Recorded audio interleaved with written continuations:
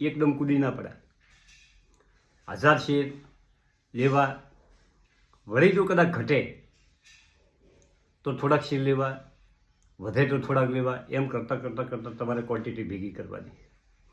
કંપનીનું ક્વાર્ટરનું પ્રદર્શન જોતું રહેવાનું, વાર્ષિક પ્રદર્શન જોતું રહેવાનું કે ભાઈ કામ ઝડપી કંપની કરે છે કે વળી પાછું રિવર્સમાં આવે છે, કંપની કામ ઘટાડ્યું છે, આ બધું ચેક કરતું રહેવાનું.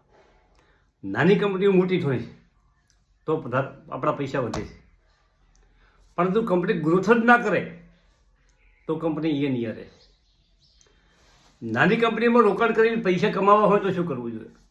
કંપની જે ગ્રોથ કરતી હોય, ધારો કે નાનું વૃક્ષ હોય એટલે જે મોટું થવાની આપણને અપેક્ષા હોય કે એના જડને મજબૂત હોય નથી, અને આ વૃક્ષ મોટું 60 ફૂટનું ઊંચું થશે તો એ પ્રમાણમાં નાનું હોય ને આપણે રોકાણ કર્યું હોય તો એના પૈસા વધે છે. પરંતુ એનો વિકાસ જ અટકી જાય, વિકાસ જ ના હોય તો એમાં પણ પૈસા બનતા નથી. આ બધું સમજી અને શેર બજારમાં કામ કરો. આ લોયલ એસ્ટેટ કોની પોઝિશન આ 11-12 રૂપિયા ચાલતી મિત્રો, અને આજે આ દમદાર કંપની બની ગઈ છે. લોયડ એન્જિનિયરિંગનું સ્ટીલનું નામ લોયડ એન્જિનિયરિંગ થઈ ગયું છે, અને 79.64 પૈસા 93 રૂપિયાનો હાઈ બનાવી અને ઘટ્યો હતો. 66 પાસ આવ્યો અને ખૂબ વિડીયો બનાવ્યા, સતત કીધું કે ભાઈ મોતિયા જેવા છે, લઈ લો, પણ કોઈ હવે લેવા છે બધાને. માર્કેટ કેપ 9,256 કરોડ, EPS 84 પૈસા, PE 94, સેક્ટરનો PE 31, વેલ્યુએશનમાં સજ મૂકો થયો છે. પરંતુ 2025માં જો સારા ઓકળા આવે, વેચાણના નફાના સારા ઓકળા આવે તો EPS વધી શકે છે. બરાબર. Book value 3.55, PB 22. હવે હોલ્ડિંગની વાત કરો તો 57.25% પ્રમોટર પાસે છે, FIC લીધા છે 2.22, DI 0.15 અને પબ્લિકનું હોલ્ડિંગ 40.35. શેર કેપિટલ 98 કરોડ હતું તે વધીને 114 કરોડ થયું છે. વચમાં આ લોયડ સ્ટીલે મને આદિ શેર આપ્યા હતા મિત્રો.